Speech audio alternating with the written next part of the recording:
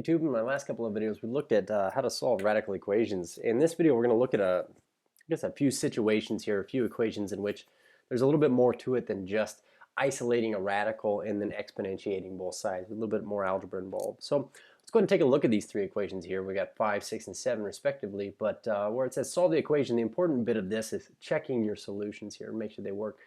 So number 5 here, well, when you're solving a radical equation, the first thing we always attempt to do is to isolate the radical on one side of the equation. So certainly number 5, you can see here that the radical of 10x plus 9 is already by itself on the left-hand side. So what we're going to do is we're going to exponentiate both sides. And the power that's going to get rid of this root here would be a square. So we're going to get 10x plus 9 on the left-hand side of this equation. The interesting thing here is on the right side of this equation, we have to square this out. And so this is what I mean by a little bit more involved. We're going to end up with a situation where we've squared both sides now.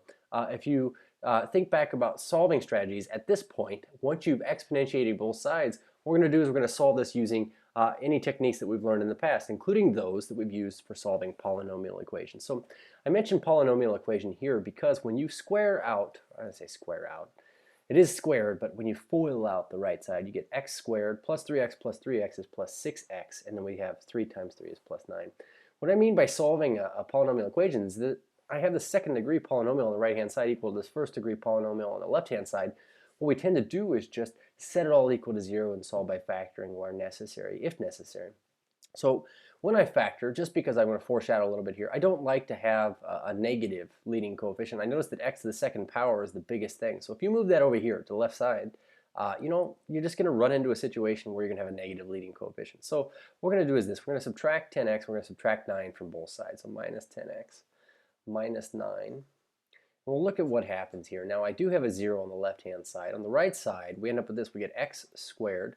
6x minus 10x is a negative 4x here, and then the 9s. Wow, I didn't expect that to happen, but the 9s cancel out. So now when it comes to solving this, we're going to solve this just like we know how to do any other polynomial equation. We're going to factor and set it equal to 0. So the set it equal to 0 part, that's good to go. I guess we'll do that first.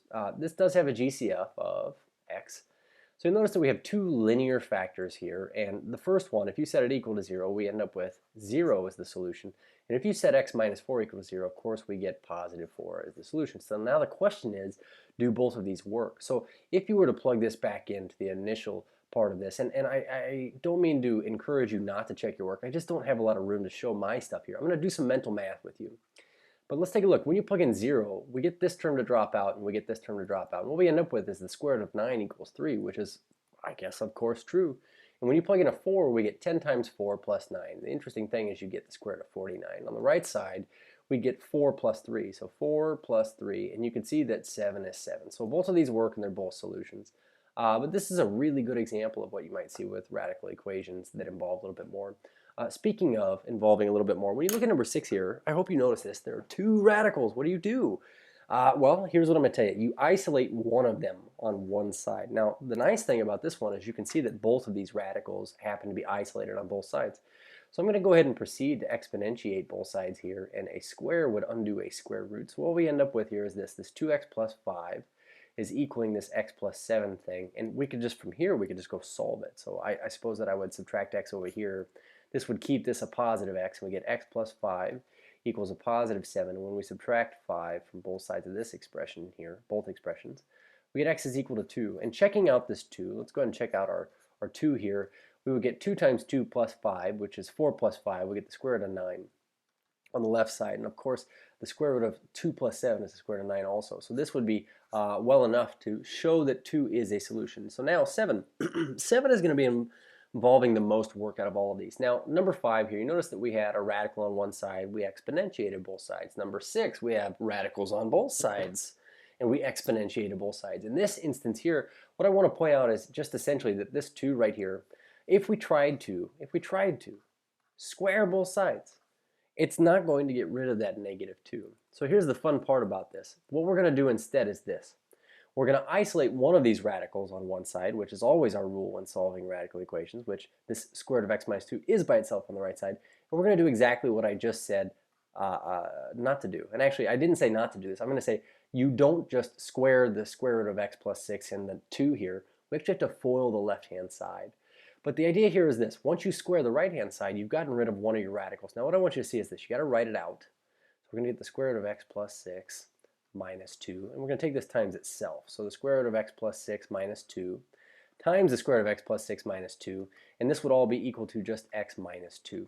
So what the not fun part about this is we got to FOIL this out. So now the square root of x plus 6 times itself. The nice thing about that is we get the square root of x plus 6 squared, which is just going to become an x plus 6 on this next line. Now, we get the square root of x plus 6 times a negative 2. And if you were to do negative 2x plus 6, square root of x plus 6 minus 2 square root of x plus 6, we can combine those into this, minus 4 square root of x plus 6, those two here.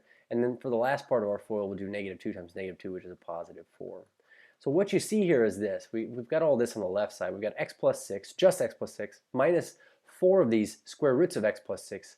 And then we say plus 4, and this is equal to x minus 2. So I just want to clean this up. I noticed that this and my positive 6 here are like terms. So we have x. Altogether, we have positive 6 and positive 4 is a positive 10. Let's say minus 4 times the square root of x plus 6. And what I'm going to do now is I'm going to get this radical by itself. Now think about this. If we were to transport this x and this 10 over to the right side, it wouldn't be on the left side anymore. It'd be gone.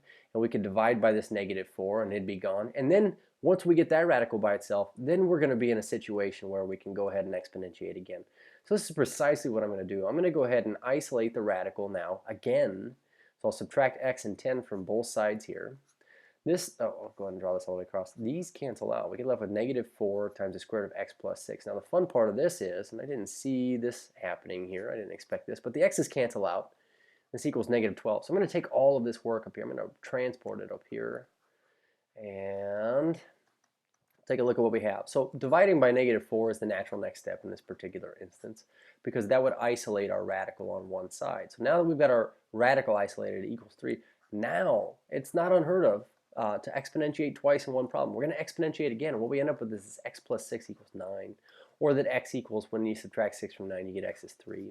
So I just want to really quickly here check this out again. So if I were to take the square root of, putting in a 3 here for my x, it'd be the square root of 9 minus 2, and that was supposed to be equal to the square root of blank minus 2, where we get this, we get the square root of 3 minus 2. The interesting thing here is that we get 3 is the square root of 9 minus 2, so 3 minus 2 is 1. And over here we get the square root of 1, which is 1. So all of these solutions that we found in this video tend to work. This is not always going to be the case. So I just want you to be prepared for the fact that you'll find solutions that when you plug them back in, they do not work. And in that case, you would just exclude them from the set of solutions that you think you found. Cheers.